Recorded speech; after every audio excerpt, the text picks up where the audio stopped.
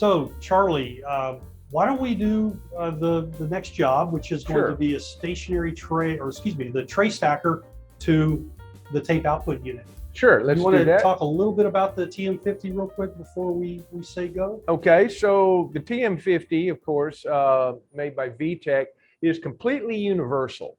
And this means that it can handle any width of carrier tape, easily adjustable, and can handle both heat and pressure seal cover tapes.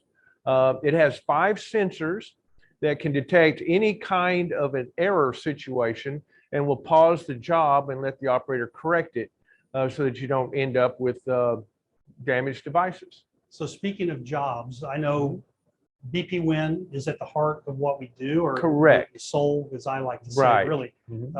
But we have this relationship with the VTech platform, and so we can store and save jobs and communicate between that. So. Right. This is something we added a few years ago. But yes, the TM50 has its own capability of storing jobs.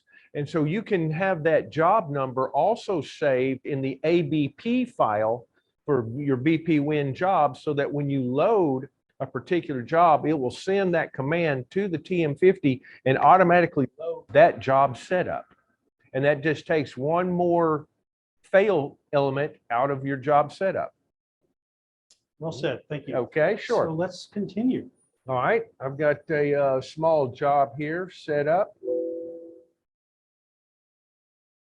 All right, so we're going to go ahead and use this tray that's already here. And the sockets will open momentarily. And we'll repeat the process. The first device will go in. So while the machine is initializing, so to speak, for the job, or loading the job, what's it doing from a quality standpoint? It's confirming the workflow that you taught, I suppose, is loaded on the machine. That, as well as that the job selected is correct for the device that is being handled. So a lot of quality checks. We want to get the green light, but we want to make sure that we're processing the right job to begin with. That's right.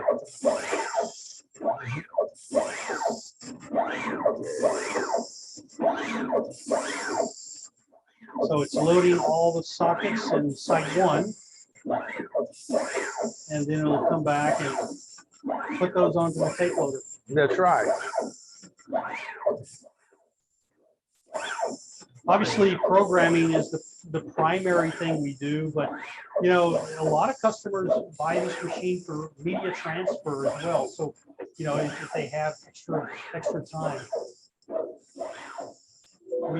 we have the ability to bypass programming, especially today in a world where components are difficult to come by. Perhaps their standard is to place everything in a tape and reel prior to going to the SMT line, but the procurement team might have to go and procure parts like this in a JDEC tray. That's right. So it's a very good way to kit parts, and it's you know, a good way to continue to add value to the process. Instead of hiring that out to someone else, you buy the material any way you can get it and kit it to the size and into the media that you need to use. Correct.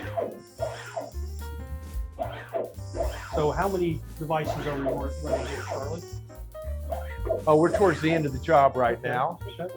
So again, a job changeover is your sockets, your pressure plates, the pick and place nozzle, and if you have a laser marker, then it would be a pair of nozzles. And the nozzles are all different sizes for all your different components. And we recommend that you use the largest nozzle that fits the device without overlapping the device.